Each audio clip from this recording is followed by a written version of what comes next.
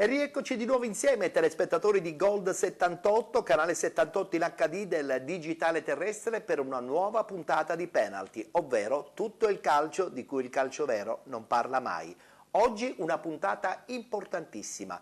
Vengono presentate ufficialmente le nomination della 7ª edizione dei Penalty Awards, che saranno di scena anche quest'anno ad Enna, presso il Castello di Lombardia, sabato 18 luglio a partire dalle ore 17:30. Finalmente conosceremo in questa puntata i nomi degli atleti, dei dirigenti, degli allenatori che gareggeranno per il premio più ambito del calcio dilettantistico siciliano. Voglio ricordarvi che l'intera manifestazione la potrete vedere su Gold 78 sabato 25 luglio alle ore 21. Abbiamo conquistato la prima serata. E adesso parliamo delle nomination, subito le nomination riguardanti la prima categoria. Ed iniziamo con le nomination quale miglior allenatore di prima categoria.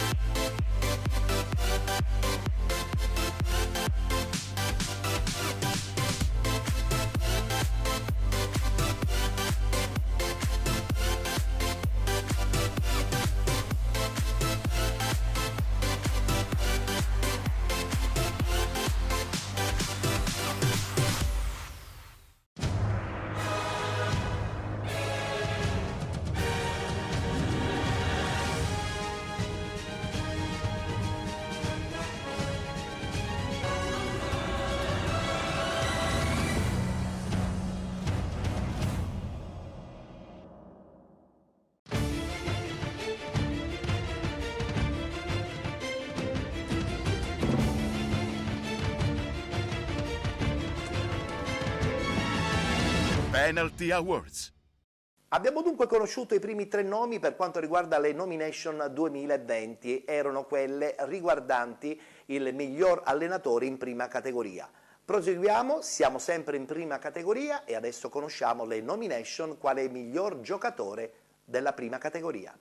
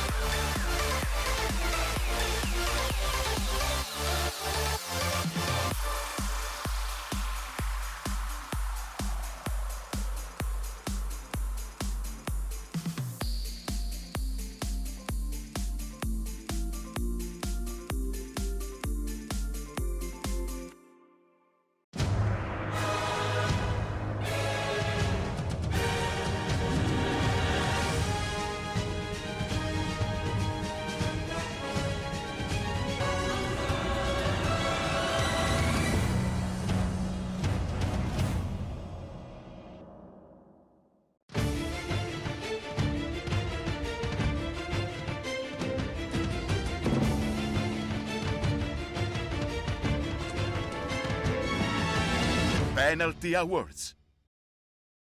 E chiudiamo adesso le nomination per quanto riguarda la prima categoria con le nomination quale miglior dirigente di questa stagione 2019-2020.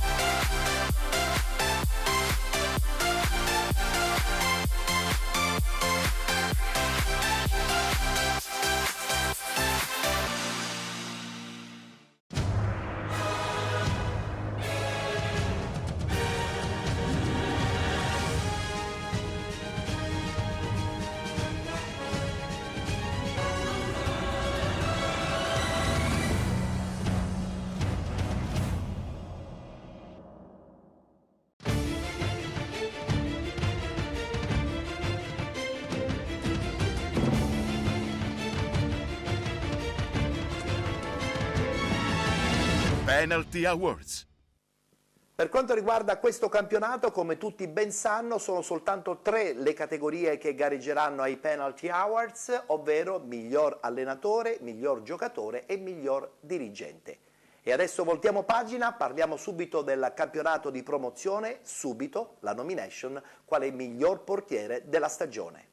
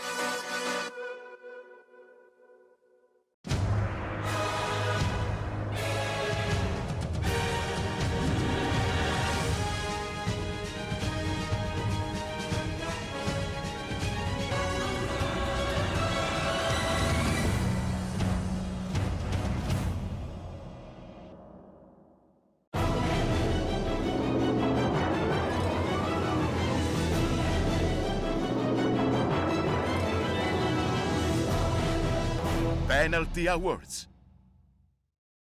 Dopo il ruolo del portiere, il ruolo del difensore. Subito le nomination quale miglior difensore del campionato di promozione 2019-2020.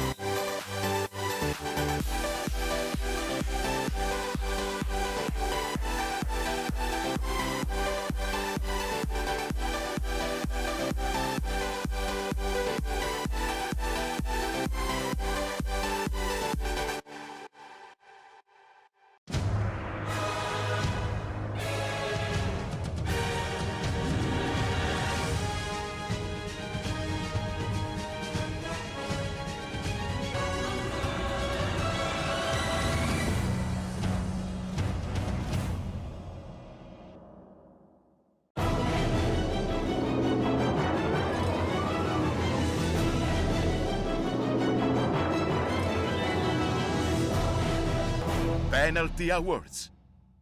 Nomination importanti, sicuramente sarà dura battaglia tra i concorrenti. E adesso è la volta di conoscere le nomination del centrocampo, il ruolo più importante probabilmente di una squadra. Guardiamo le nomination quale miglior centrocampista della stagione 2019-2020 che gareggeranno ai Penalty Awards.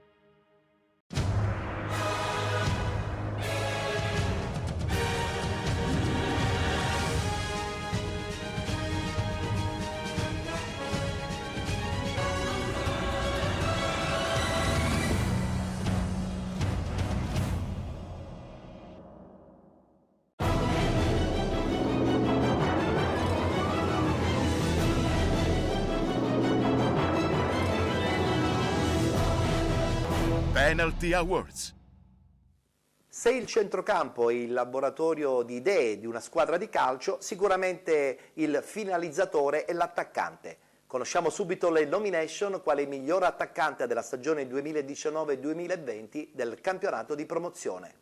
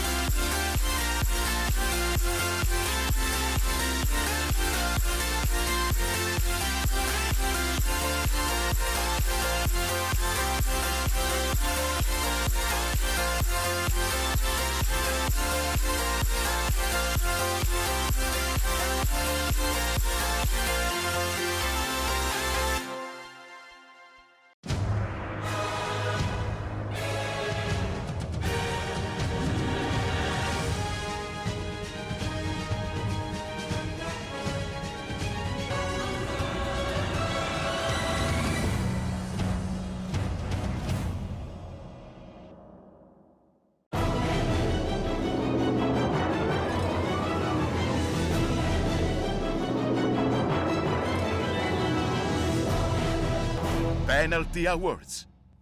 Un'altra colonna importante di una squadra di calcio sicuramente è quella dell'allenatore. Subito le nomination come miglior allenatore della stagione 2019-2020 del campionato di promozione.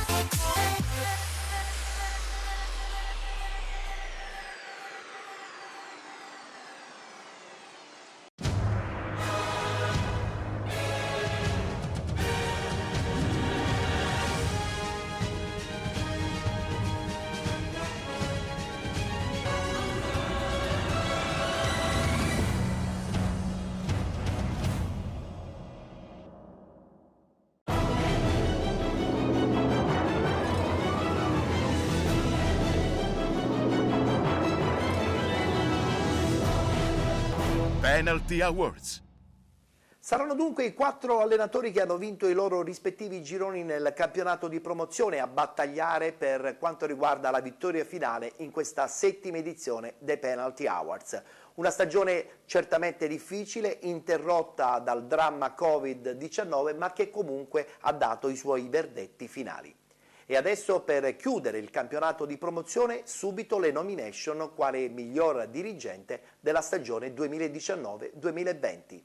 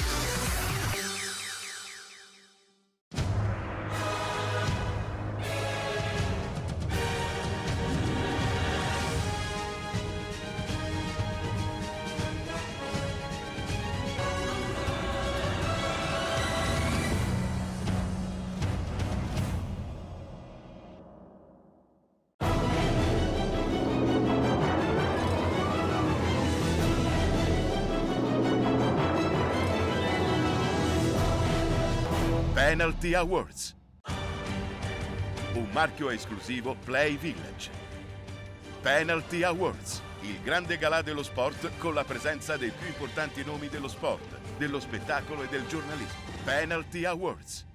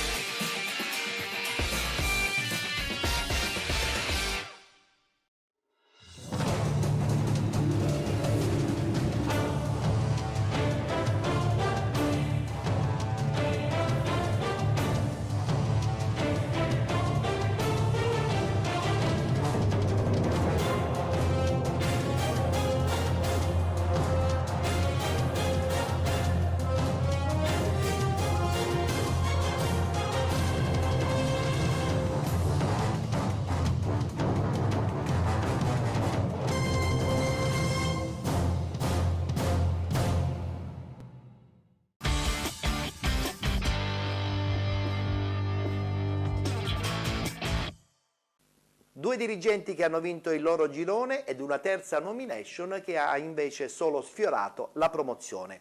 Abbiamo dunque concluso la categoria promozione, adesso è il momento di conoscere probabilmente le nomination più attese, quelle riguardanti il campionato di eccellenza. Ed iniziamo subito con le nomination quale migliore portiere della stagione.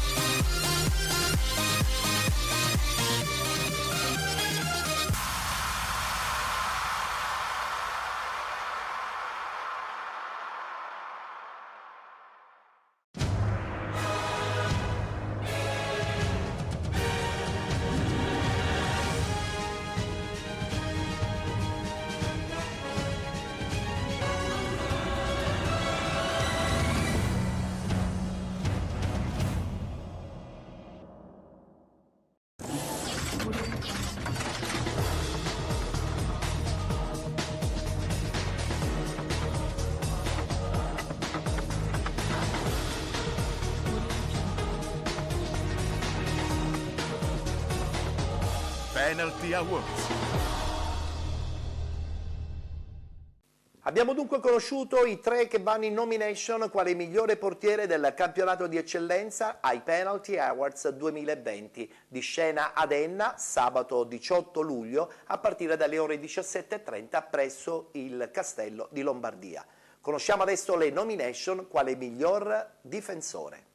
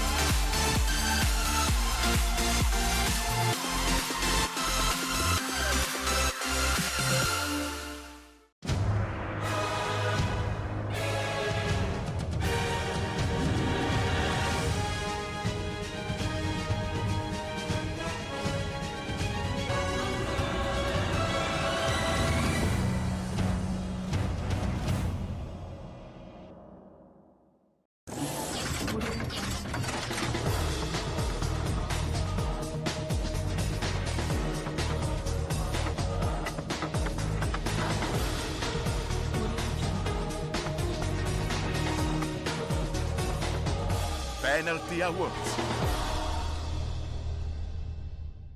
Sarà una dura battaglia sino alla fine. Si conosceranno i vincitori delle varie nomination soltanto ed unicamente sabato 18 luglio a partire dalle ore 17:30 nel grande galà del calcio dilettantistico di scena al Castello di Lombardia. Dopo aver conosciuto le nomination quale miglior difensore, conosciamo subito le nomination quale miglior centrocampista del campionato di eccellenza.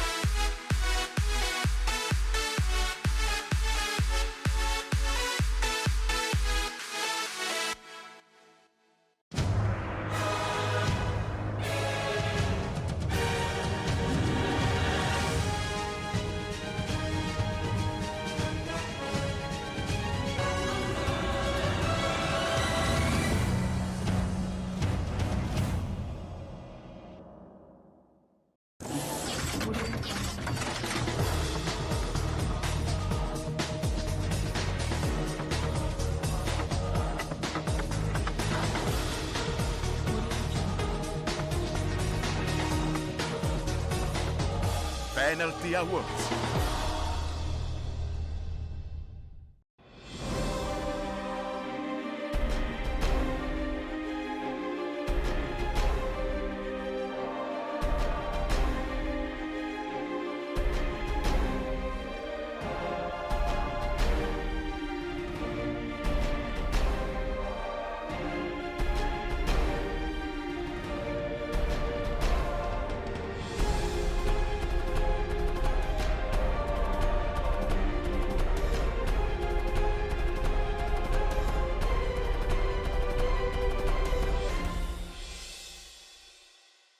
I grandi Penalty Awards 2020 che saranno di scena ad Enna, manifestazione organizzata da Play Village con il patrocinio e la collaborazione diretta dell'assessorato spettacolo e turismo del comune di Enna. Anche quest'anno nomi importantissimi saranno presenti all'interno del grande galà. Noi in questa puntata vi stiamo proponendo le nomination degli atleti, dei dirigenti, degli allenatori che gareggeranno per la vittoria finale. Adesso è la volta di conoscere le nomination quale miglior attaccante del campionato di eccellenza.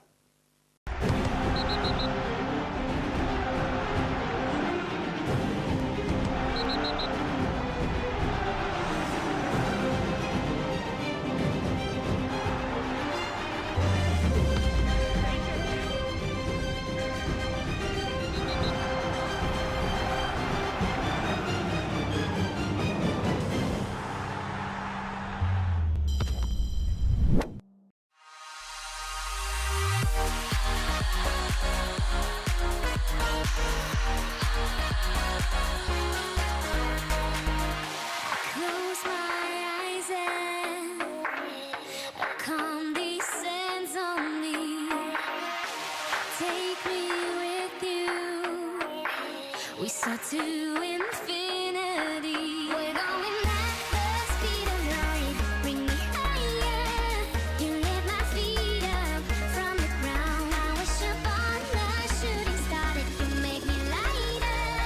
And now you hit my heart with the speed of light.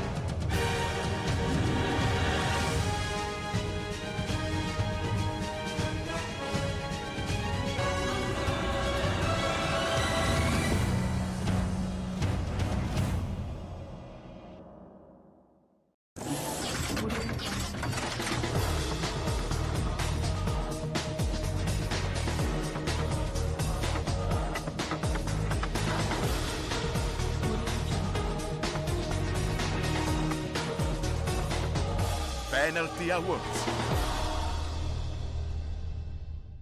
Il ruolo dell'attaccante, il ruolo di colui che deve far vincere la squadra attraverso i suoi gol.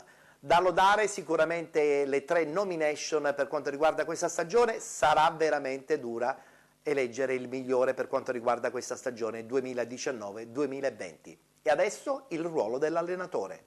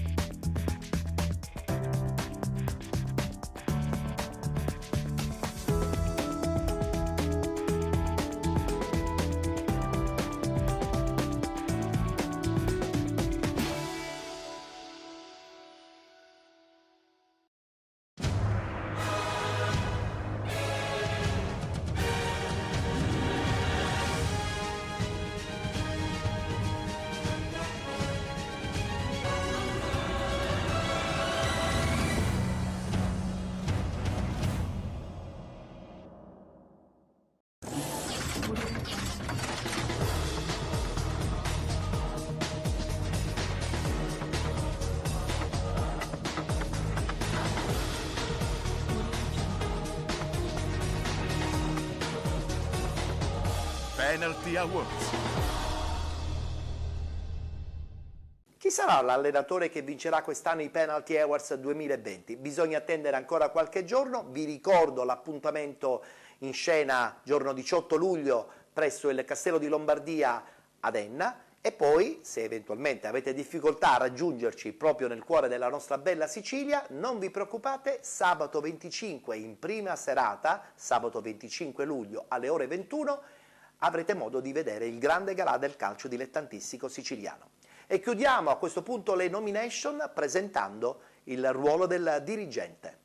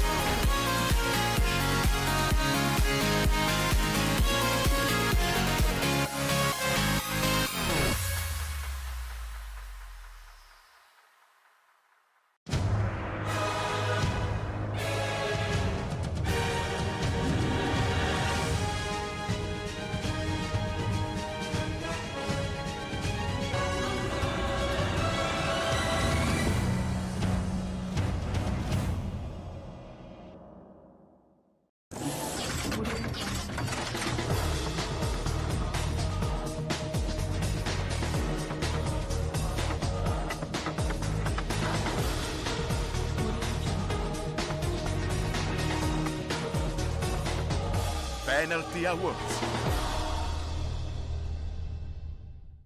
E così abbiamo svelato tutti i nomi delle nomination per quanto riguarda questa settima edizione del premio più importante del calcio dilettantistico siciliano, di scena sabato 18 luglio a partire dalle ore 17:30 presso il Castello di Lombardia ad Enna. Se volete vedere questo grande evento, l'appuntamento televisivo sarà per sabato 25 a partire dalle ore 21. Siamo in onda in prima serata e per questo ringrazio naturalmente la direzione di Gold 78. Voglio anche sottolineare che all'interno della nostra manifestazione, all'interno del grande show dedicato al calcio dilettantistico, ci saranno dei premi speciali.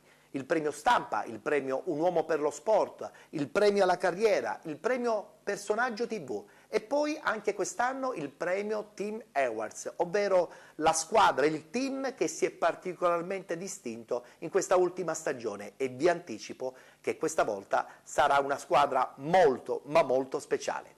Detto ciò, vi do appuntamento a martedì prossimo, puntuali, sempre qui su Gold 78 a partire dalle ore 21, naturalmente sul canale 78 del digitale terrestre. Arrivederci.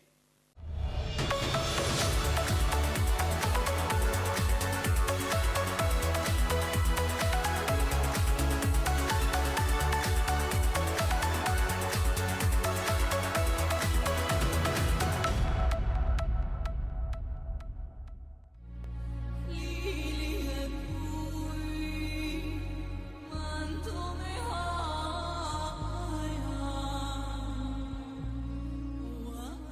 Posto a circa 931 metri dal livello del mare, in una posizione strategica, sorge Enna.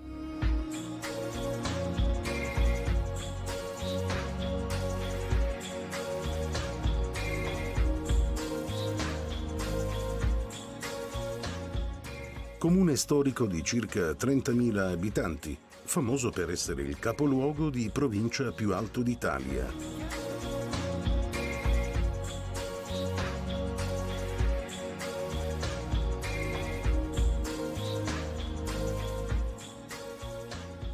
Particolarmente affascinante risulta essere il centro storico,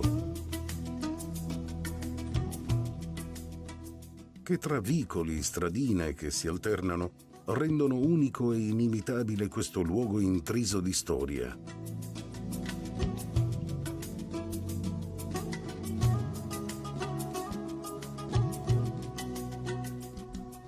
Addentrandoci nel cuore del paese è possibile visitare il Duomo, dedicato a Maria Santissima della Visitazione.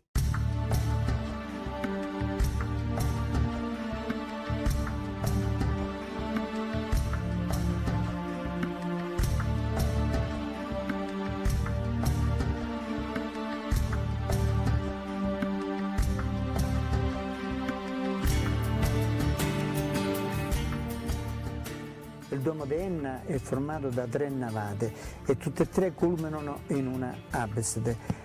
Le 2 absidi laterali sono state nei secoli arricchite da marmi o da stucchi.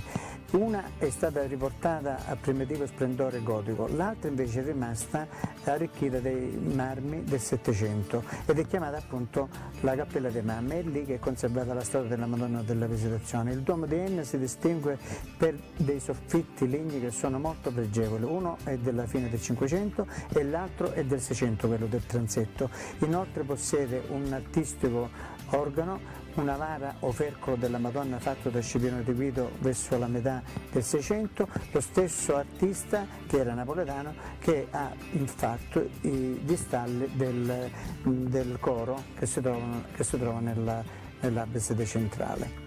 Poi il Duomo possiede dei cicli pittorici importanti, sono 3, uno del cinquecentesco, tardo cinquecentesco Filippo Paladini, un manierista che ha seguito negli ultimi anni della sua vita le orme di Caravaggio. Poi abbiamo nel corso del Seicento le opere, sono ben 14 di Vincenzo Ruggero, un pittore nisseno, e infine nel Settecento 5 quadri del fiammingo Guglielmo Bormans, che era molto attivo in Sicilia.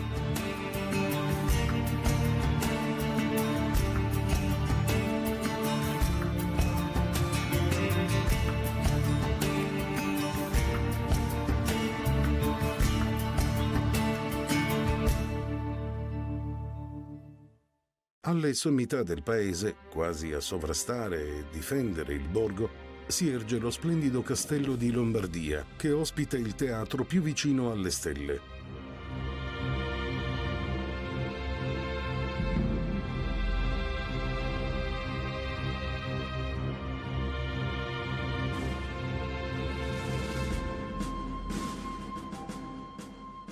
Immobile da secoli, spettatore di vicende e cambiamenti, si presenta con un perimetro di torri normanne.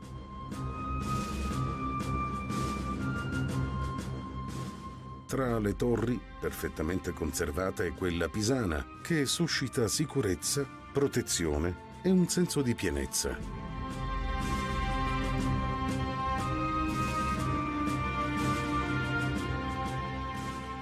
Noi in questo momento ci troviamo nella parte più alta della città, quindi a 1000 metri di altitudine, e nel castello cosiddetto di Lombardia, che probabilmente in antico fu l'acropoli della città greca e romana, poi diventò la piazzaforte bizantina, la roccaforte degli arabi e infine il castello dei Normanni. In seguito anche gli Svevi vi abitarono e apportarono anche delle modifiche e dei restauri. Al tempo dei Normanni risale il nome di oggi, Castello di Lombardia, perché Adelasia, la moglie di Ruggero, che veniva dal Monferrato, si portò dietro delle dame, dei cavalieri, dei popolani che provenivano appunto dalla regione chiamata impropriamente, che non corrisponde alla Lombardia di oggi, ma chiamata Lombardia, e il nome è rimasto al castello perché i Lombardi, venuto al seguito dei Normanni, si stanziarono nella zona circostante. Noi siamo qua vicino alla Torre Pisana, perché chiamata così perché vi era quartierata una guarnigione pisana, che è la più integra delle 20 che esistevano prima. Il castello si compone di 3 cortili, noi siamo nel terzo cortile, quello più interno, e il castello assicurava l'inespugnabilità alla città e di fatto veniva chiamata inespugnabile, ma veniva chiamata anche l'ombelico della Sicilia perché è al centro della Sicilia, la città dei fiori, la madre dei fiori da Claudiano, e negli ultimi decenni è stata chiamata anche il belvedere della Sicilia o il balcone della Sicilia.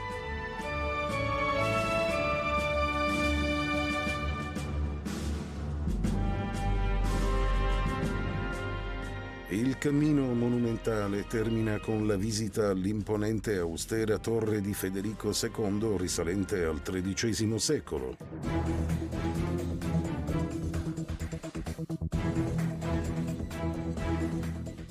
Questa torre testimonia i forti legami che ha la città con Federico II di Svevia, che diede appunto alla città di Enna lo stemma con l'aquila bicipite di cui la città ancora oggi si fregia, e a cui è ispirata questa mostra di sculture che voi vedete attorno alla torre di Federico, che 2 anni fa ha avuto qui la presenza di un simposio internazionale proprio dedicato a Federico II. Federico II pare abbia anche edificato, anche se ci sono ipotesi differenti, questa torre di Federico, che nei documenti svevi viene chiamata Domus Regia, proprio perché adibita a casina di caccia per poi andare a cacciare al lago di Pergusa. E così anche il castello di Lombardia, di cui apprezzò i cigli rocciosi e la posizione strategica, tant'è vero che nei documenti svevi si chiama Castrum Regium. E di questa torre di Federico parla anche Camilleri, dicendo che proprio qui in questa torre Federico II ideò e radunò la scuola poetica siciliana. Robusta, antica e ancora viva come il tempo che le scorre addosso.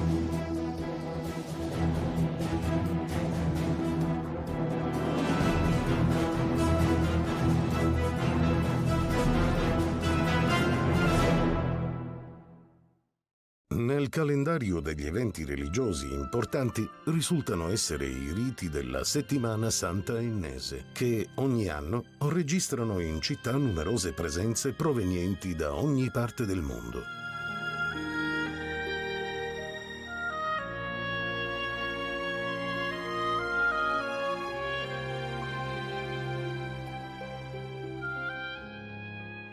Molto sentita dalla comunità ennese è anche la festa del 2 luglio, dedicata alla patrona, la Maria Santissima della Visitazione.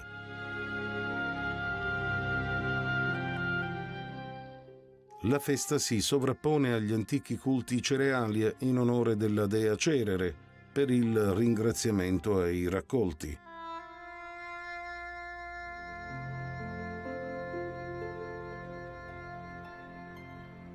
I fedeli della processione sono 216, che riuniti in un'unica confraternita, completamente a piedi nudi, indossano un camice bianco ricamato, sventolano fazzoletti, mentre con fatica sopportano il peso della statua sulle loro spalle.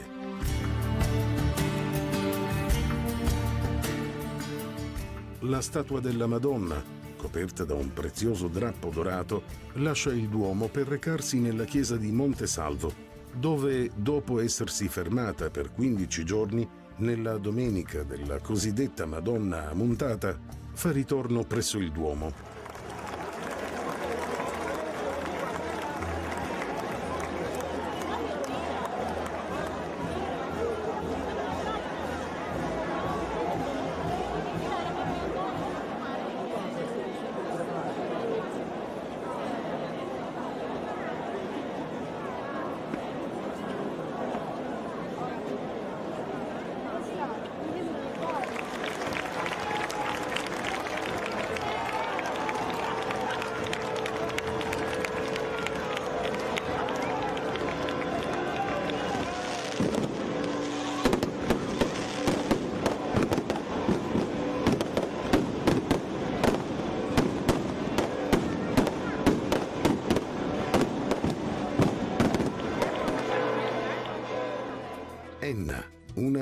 alla siciliana sospesa tra sogno e realtà.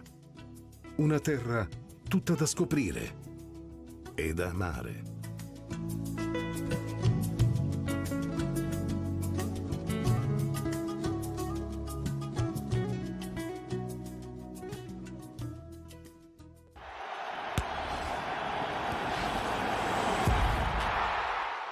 Stiamo lavorando per la nuova edizione dei Penalty Awards 2020. Sarà ancora una volta il più importante galà del calcio dilettantistico siciliano. 18 luglio 2020, Castello di Lombardia, Enna. Non mancate.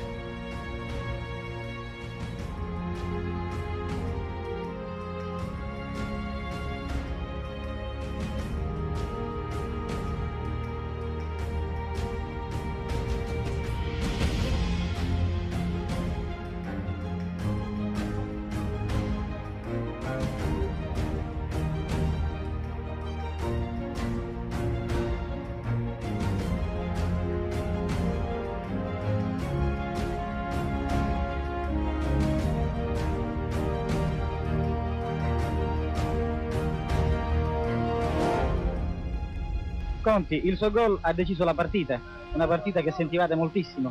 Sì, abbastanza, perché già i giorni prima della partita eravamo abbastanza nervosi, sia durante il viaggio che anche all'hotel.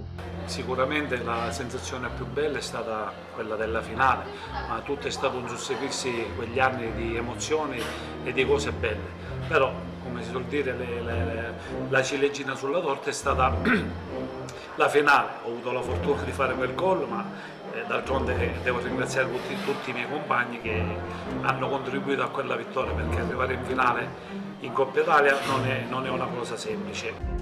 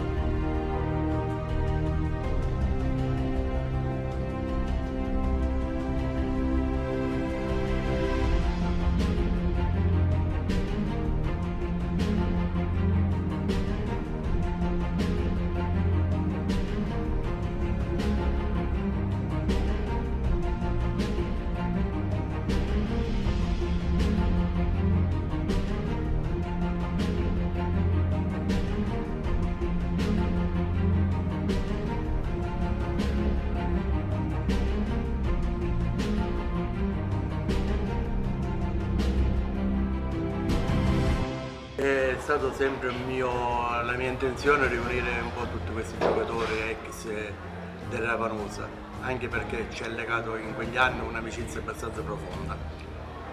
E quest'anno ci siamo riuniti non solo quelli della gloriosa stagione del 79 della Coppa, ma ho voluto anche richiamare un pochettino degli altri anni, amici degli altri anni, 80, 81, 82, 83, per fare questa rimpatriate, rivedere vecchi amici da magari da 40 anni che non si vedevano.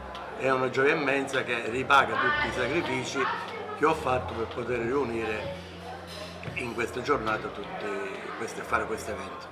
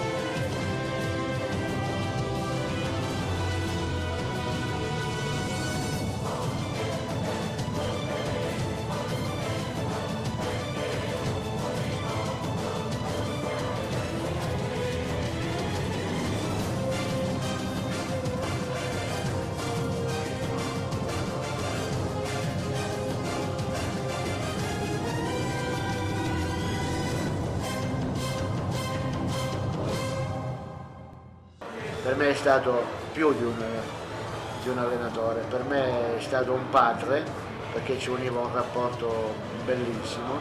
Prima di venire a Ravanusa io ero con lui nella Leonzio, una persona eccezionale, una persona di grande personalità, un grande competente di calcio, e che io oggi, essendo qui, sono felice, però la mia felicità sarebbe stata diversa se ci fosse stato Carlo Baio.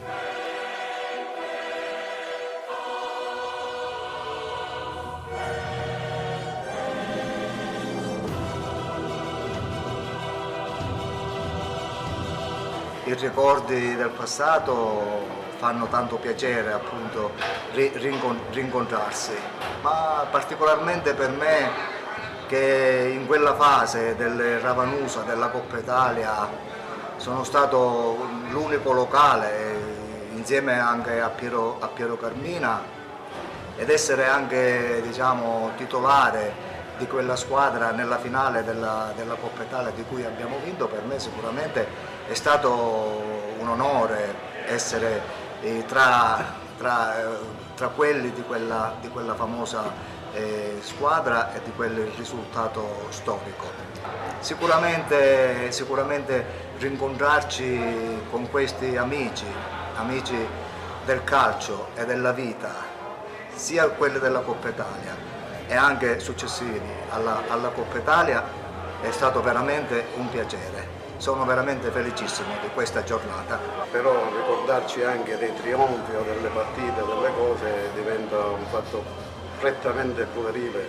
Quello che interessa più che altro è rivederci dopo 40 anni e abbracciarci, stare insieme una giornata e far sì che questo ricordo rimanga sempre nei nostri cuori. I ricordi sono tanti, i ricordi di amicizia, di affetto, di un gruppo fantastico, mi sono trovato benissimo, sono stato solo un anno qua, però dopo 40 anni se sono ritornato significa che il rapporto è molto duraturo. È stata una bellissima esperienza aver giocato negli anni 80 a Ravanusa, perché era un ambiente molto ampio da tutti i giocatori, diciamo, di una certa categoria di dilettanti.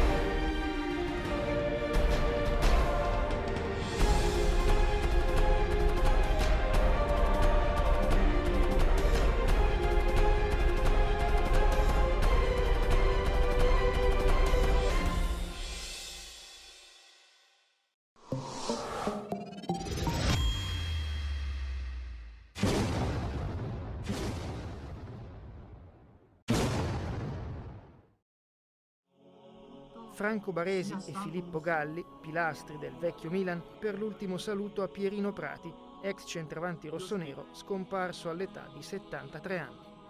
Prati abitava nella Brianza comasca, tra Arosio, Inverigo e ultimamente Alzate Brianza. Nato a Cinisello Balsamo nel 1946, cresce tra le giovanili del Milan, un prestito a Salernitana e Savona, poi di nuovo in rossonero dove si afferma nella stagione 67-68. Conduce il Milan allo scudetto con 22 gol in 38 partite. Con la maglia della nazionale vince gli europei del 1968 e la stagione successiva, sempre in rossonero, è la migliore. 6 gol in 7 partite di Coppa Campioni, 3 reti all'Ajax in finale. Veste la divisa azzurra poi anche a Messico 70. Negli anni Prati aggiunge in bacheca una Coppa Intercontinentale, una Coppa delle Coppe, 2 Coppe Italia. Resta al Milan fino alla stagione 72-73. Con la maglia rossonera realizza in totale 102 gol in 209 partite. Poi passa alla Roma dove gioca 4 stagioni, quindi alla Fiorentina e al Savona dove chiude la carriera prima di una parentesi nel campionato americano. Prati è sempre stato molto legato al Milan, era una persona per bene e un grande campione, un goleador raro che rimarrà nella storia anche per la splendida finale di Coppa dei Campioni del 69, ha ricordato Franco Baresi. Con lui, alla cerimonia, anche Filippo Galli e Walter De Vecchi. Sul feretro del campione, la maglia rossonera numero 11, una felpa della nazionale, una sciarpa giallorossa e una della Salernitana. Alla fine della cerimonia, a Pierino Prati è stato tributato un lungo applauso.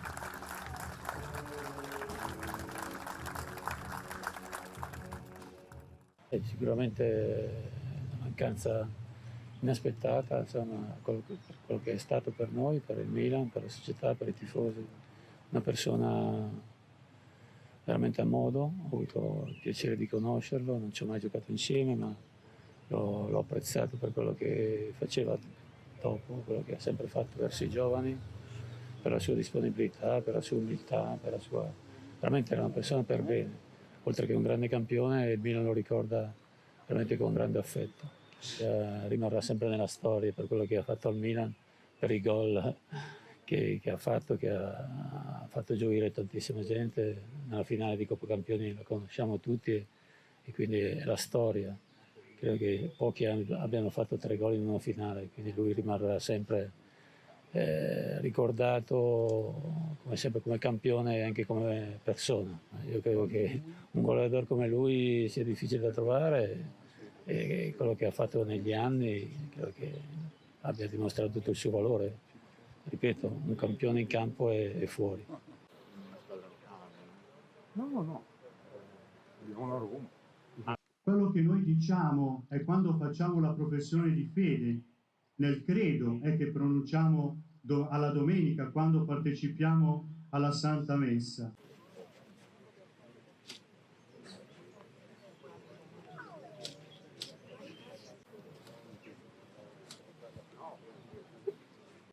È stato una persona sempre presente all'interno del progetto Giovani del Milan, un allenatore disponibile, una persona davvero affabile che sapeva stare con i giovani e questo credo che facesse di lui davvero, al di là del passato da campione, qualcosa di davvero indimenticabile. Tutti noi ce lo ricordiamo così. Mi piace fare questo tipo di raffronti rispetto al calcio di Pierino e il calcio di oggi. Credo che Pierino sia stato un grande campione, come dicevo prima, che abbia avuto un'efficacia incredibile nelle squadre che ha giocato, nel nostro Milan piuttosto che la Roma.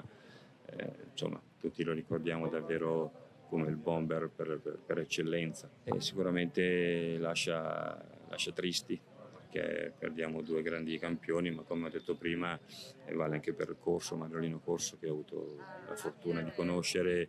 Ci lasciano 2 belle persone, no? E quindi questo credo che poi davvero ci rattristi di più. È uno di quei giorni che ti prende la malinconia. Sì, oggi mi prende una malinconia assassina perché Pierino non abita più qui. Sembra il titolo di un film, ma è l'amara verità. Pierino Lapesse, il calciatore che ha fatto infiammare milioni di cuori sportivi, ha messo le ali.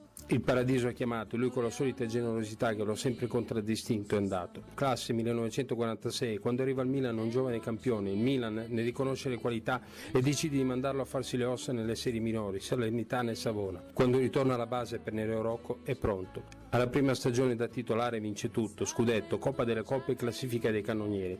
A coronare una stagione strepitosa arriva anche la chiamata in nazionale, quindi anche lui diventa campione d'Europa. L'anno seguente andrà ancora meglio, Nereo aveva costruito una gioiosa macchina da guerra e Pierino era la punta che faceva fuori tutti i portieri. Sarà un'altra annata da ricordare. Campione d'Europa a Madrid, in una notte che è diventata una magia infinita, con quei 3 gol all'Ajax che lo collocano nella leggenda. Pierino al settimo cielo, a 23 anni ha già vinto tutto. Al ritorno da Madrid si regala una meravigliosa Porsche e in una notte d'estate qualcuno lo rincorre per tutta Rimini. Pierino si ferma, era un giovane Teo Teocoli che gli chiedeva la firma. Nascerà una grande amicizia. Pierino sarà anche il testimone di nozze del buon Gino Maldera, compagno e amico di 1000 battaglie con il Milan, come quella della Bombonera, dove un calcio alla schiena, sferratogli dal vigliacco portiere delle Estudiantes, lo mette fuori causa. A rientro in Italia, lui e il buon Nestor Combin sono i più malconci, addirittura un radioamatore capta il dialogo tra i due piloti dell'aereo che sta riportando a casa i campioni del mondo. Capisce una cosa per un'altra, Pierino è morto, la notizia in un attimo rimbalza nelle redazioni dei vari quotidiani, fortunatamente è subito smentita proprio dei due piloti. Pierino aveva per i colori rossoneri un grande amore, ma fu tradito e dopo valanghe di gol e vittorie la società decide di cederlo. Andrà a far felice la platea giallorossa della Roma, con essa arriva al terzo posto in un campionato, quello del 74-75, che i giallorossi ancora oggi ricordano. Oggi sei volato lassù, mi piace immaginare che ti abbia ricevuto l'amato Paron. Sicuramente anche lui sarà commosso perché riabbraccerà il suo Pierino. Noi invece restiamo qui. Ci restano tantissimi ricordi e un grande dolore, quello di non averti potuto dire un'ultima volta. Ciao Pierino e grazie di tutto.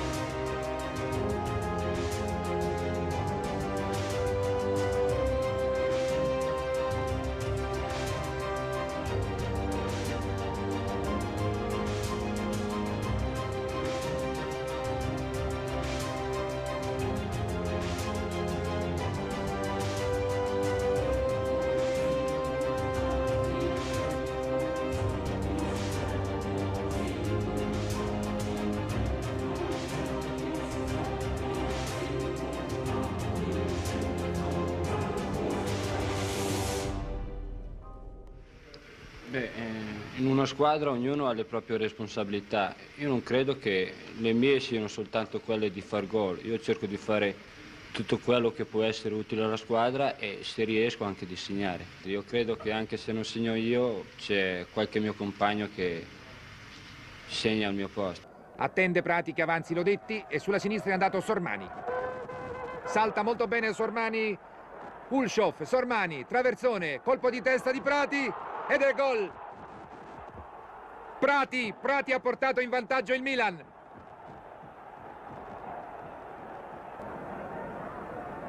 Rivera, colpo di tacco per Prati, tiro. 2-0, rete di Prati. Si è piazzato bene Prati, ha atteso il passaggio di Rivera, 2-0 per il Milan. Ci siamo? No, troppo tardi. Pallone, rete di Pierino Prati, ancora 4-1. Siamo al 28esimo della ripresa, ha segnato Prati.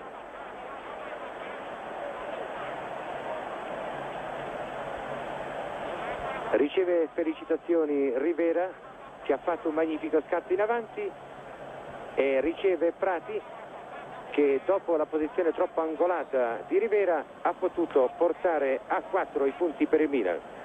Ero arrivato a Lisbona che i due mi sono venuti incontro dicendo che in Italia avevano comunicato la mia morte. Io ho pensato subito ai miei e a mia moglie sperando che non avessero sentito la radio. Meno male che è stata così e mi hanno visto arrivare all'aeroporto vivo.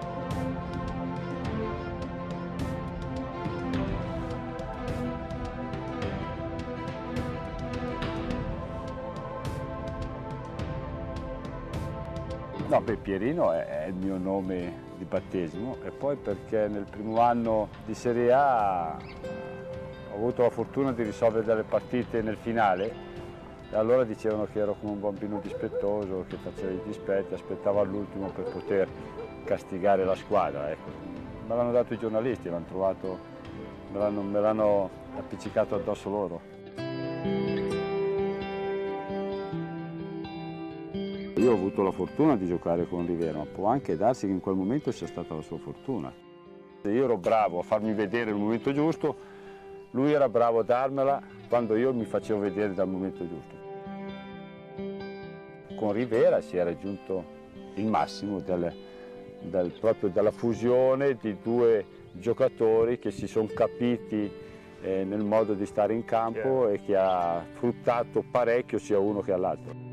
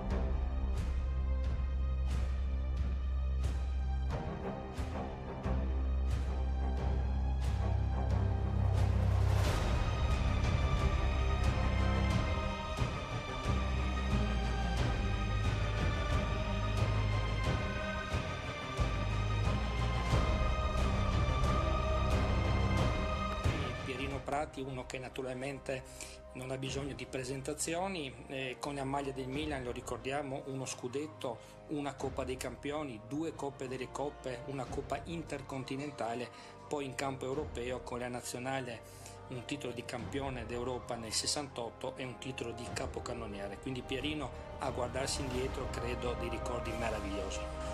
Direi di sì, anche perché da bambino erano sogni che mi tormentavano nella testa, di riuscire comunque a prima giocare a pallone bene, poi vedendo la televisione a aspirare che un giorno sarei stato a giocare lì in quelle partite, vedendo le finali, a assistere a quelle finali quando ero più grande, e tutto questo mi è capitato, mi è successo. Sono uno dei fortunati che arrivano a fare una carriera riuscendo in pratica a arrivare a quasi tutti gli obiettivi che il calcio ti propone.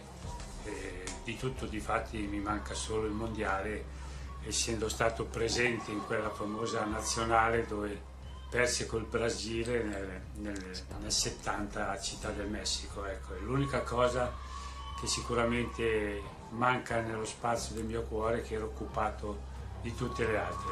Ecco, nel 69 il Bernabeu, quei 3 gol nella finale contro l'Ajax di Cruyff, una cosa che significò la storia per Pierino Prati. Significò la storia perché io quella sera lì, quando si andava verso lo stadio sul pullman, dove c'era un silenzio per la concentrazione che avevamo tutti, perché arrivare a fare una finale di Champions non capita a tutti, veramente, anche ai più bravi. C'è gente che è bravissima però non riesce mai ad arrivare poi a giocare in una finale. Era stata preparata molto bene, con una squadra molto forte, emergenze, tant'è vero che poi il loro capitano Cruyff fu pallone d'oro per 3 anni di fila.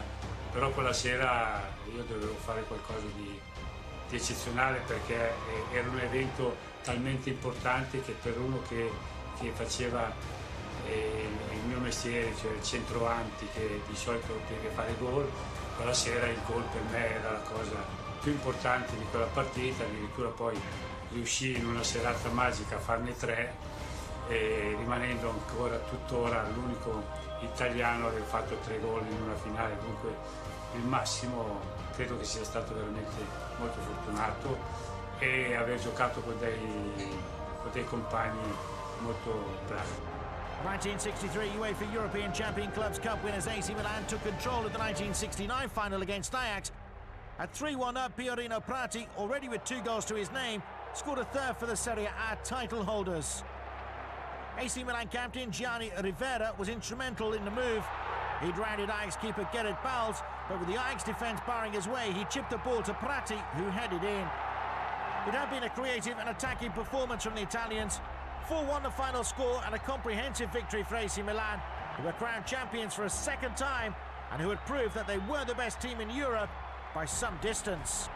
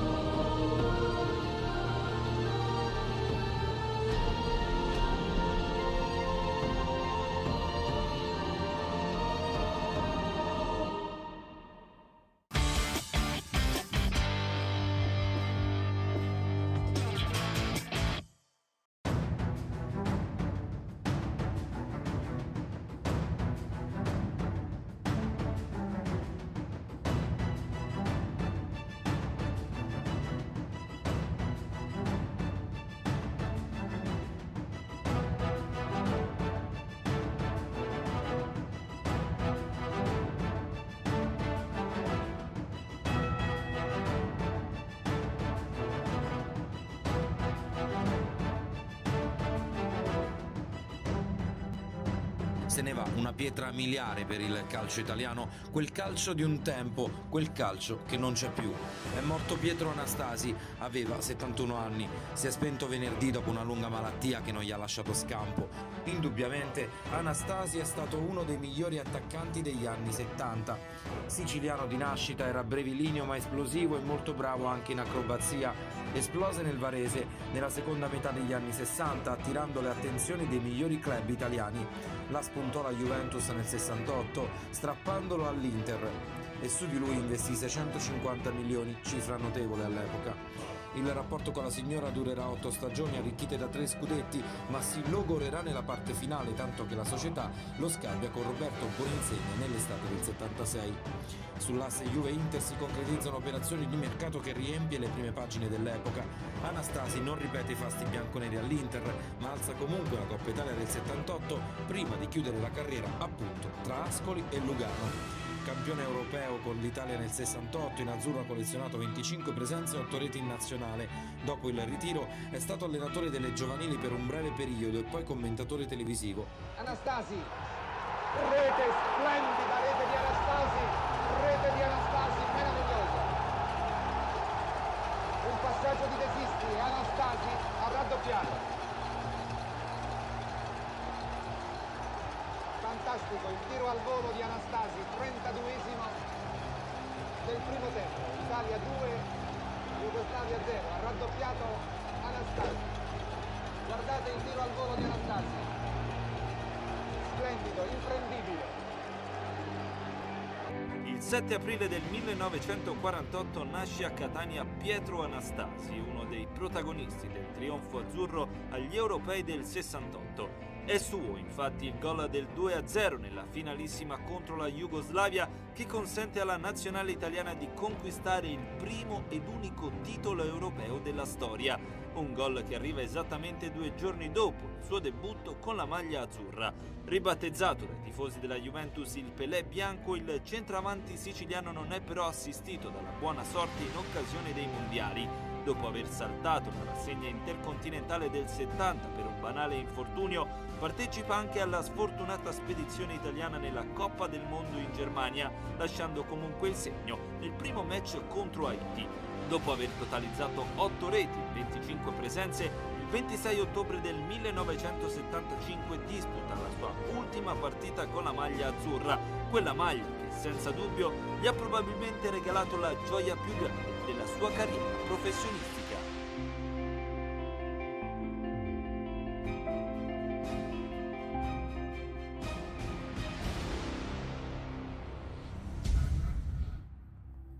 Pietro, lei che gioca sempre a Torino, ha mai sentito un tifo simile per la nazionale? Ah, per la nazionale, ma questa è la prima Torino volta, veramente meraviglioso.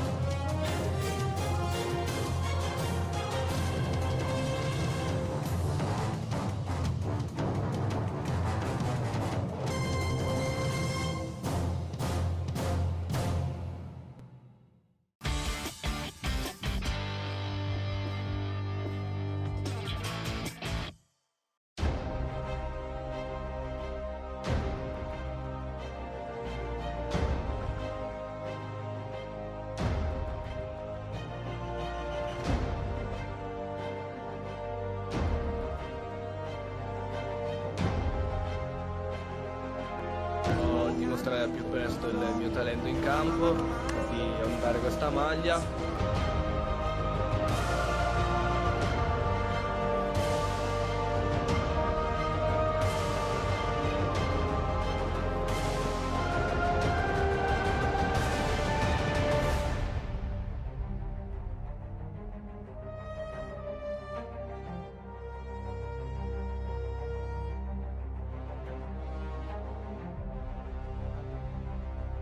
L'emozione di vestire la maglia della Juve Stabia e di giocare in uno stadio così bello per me, perché mi ha dato tanto, sia Castellammare, il pubblico.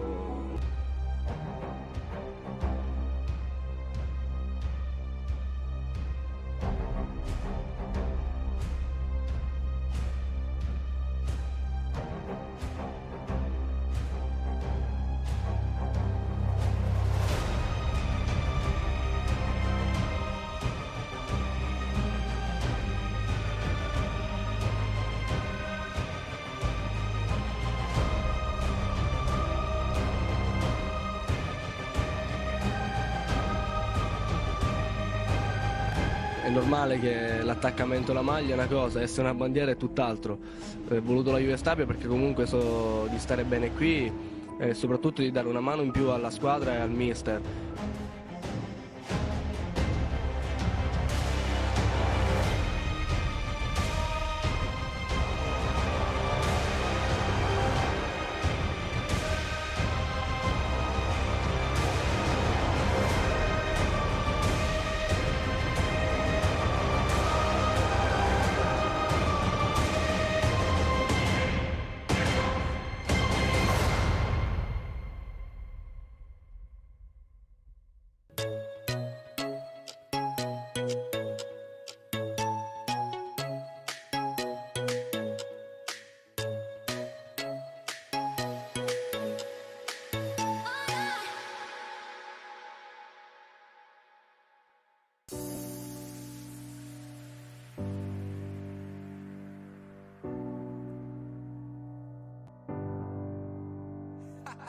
Qualcuno da stasera non sarà più com'era, si affaccia alla finestra guardando il cielo, spera che ancora primavera, e invece una bufera di un sogno che si avvera. Sta vita mi dispera, mi sembra una galera, non sarà più com'era. Non so se sto sognando, nemmeno lei sincera. Mi ha detto che mi amava, con me una storia seria, ma dopo poco tempo cambiò talmente sfera. Ti prego fai del bene, così andrà tutto bene. L'amore che ci unisce è così trasparente. Il tempo non ci aspetta, lo sai che passa in fretta, lo sai che qualche volta la vita si fa stretta. E non è vero niente, che sei sempre un perdente. Tu forse non ci credi, non hai capito niente. Vorrei tornare indietro, magari nei 60, quando in Italia c'era ancora la speranza. Dicono che sogni forse avverano, Devi crederci almeno un po'. dicono che il mondo gira intorno a sé, Ma io sono lunatico, dicono che solo non si guarda in faccia mai, perché gli occhi bruciano. e che dopo un anno questo è un giorno Nuovo sai ci accoglierà. L'amore ci confonde, a volte ci costringe, e guardarmi negli occhi non sai nemmeno fingere. Tu sei tanto lontana, vorrei poterti stringere. L'orgoglio ti consola, non servono rivincite. Ma quanto ho camminato per stare più vicino a quello che sognavo, tu sola l'hai capito. Io con le spalle al muro, eppure non tremavo. Qualcuno da lassù sicuro mi ha guidato. Rimani dove sei, così sarai al sicuro. Ti prego non fermarti, scegliamo noi il futuro. Pensavi di partire per una vita nuova, magari senza amici, con le tue scarpe viola. Adesso sei lontana, lo sguardo tuo sorride, il mondo ci sorride, più nulla ci divide. Corriamo in questo prato, proprio come bambini, prendiamoci per mano, noi siamo ancora vivi. dicono che sogni forse avverano, Devi crederci almeno un po', dicono che il mondo gira intorno a sé, ma io sono lunatico, dicono che solo non si guarda in faccia mai, perché gli occhi bruciano. e che dopo un anno questo è un giorno Nuovo sai ci accoglierà.